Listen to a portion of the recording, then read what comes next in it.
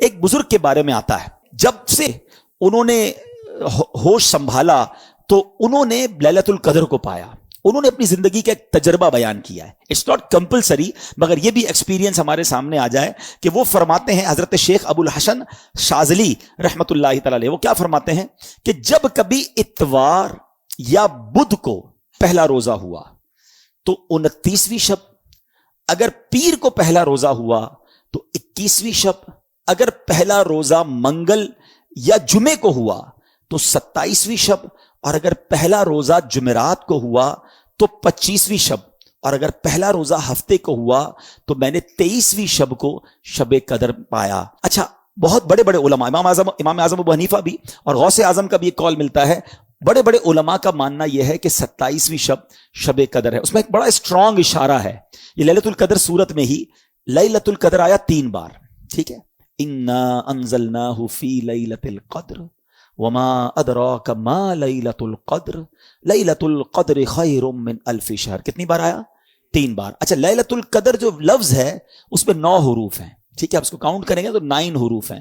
9 multiply by 3 27. تو کچھ علماء کہتے ہیں یہ اشارہ ہے کہ 27ویں رات جو ہے وہ شب قدر ہے. بہرحال یہ ساری باتیں کرنے کا مقصد یہ ہے کہ اس رات کو سمجھیے، اور ان 5 راتوں میں ہم نے انشاءاللہ عبادت کرنی ہے. اور اس رات کی کچھ علامتیں بھی بیان کی. دیکھیں نبی پاک نے کتنا بڑا احسان کیا کہ بہت ساری ہمیں نشانیاں بھی بتا دی. اس رات کے سمٹمز کیا ہیں؟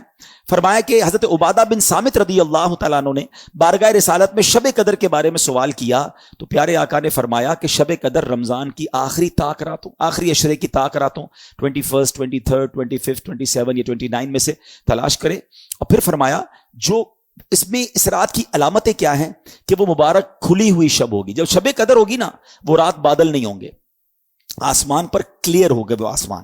اچھا، نہ زیادہ گرمی ہوگی اس رات، نہ زیادہ سردی ہوگی، بلکہ یہ رات معتدل یعنی موڈریٹ ہوگی.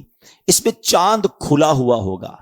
شیطان کو آسمان سے ستارے نہیں مارے جاتے. کبھی کبھی آپ دیکھتے ہیں کہ سٹار ٹوٹ رہے ہوتے ہیں نا، نظر آتے، کبھی کبھی نظر آتے ہیں. یہاں تو نہیں، شہر میں، گاؤں میں نظر آتے ہیں. لیکن اس رات کو شیطان کو ستارے نہیں مارے جاتے.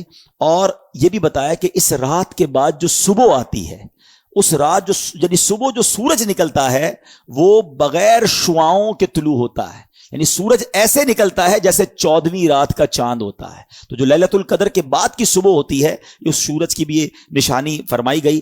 اور بعض علماء یہ بھی فرماتے ہیں کہ اس رات جو ہے سمندر کا پانی میٹھا ہو جاتا ہے. اچھا، یہ ساری نشانیاں تو بیان ہوئی روایتوں میں، کتابوں میں، احادیث میں. ضروری نہیں کہ ہر نشانی ہم دیکھ سکیں. وہ آنکھ بھی تو چاہیے نا. آنکھ والا تیرے جوبن کا تماشا دیکھے، آنکھ والا تیرے جوبن کا تماشا دیکھے، دیدائے کور کو کیا آئے نظر کیا دیکھے. تو بہرحال یہ علامتیں بھی بیان ہوئیں. تو ہمیں انشاءاللہ، میں بھی نیت کرتا ہوں، آپ بھی نیت کریں کہ انشاءاللہ یہ 5 راتیں ہم خوب عبادت میں گزاریں گے.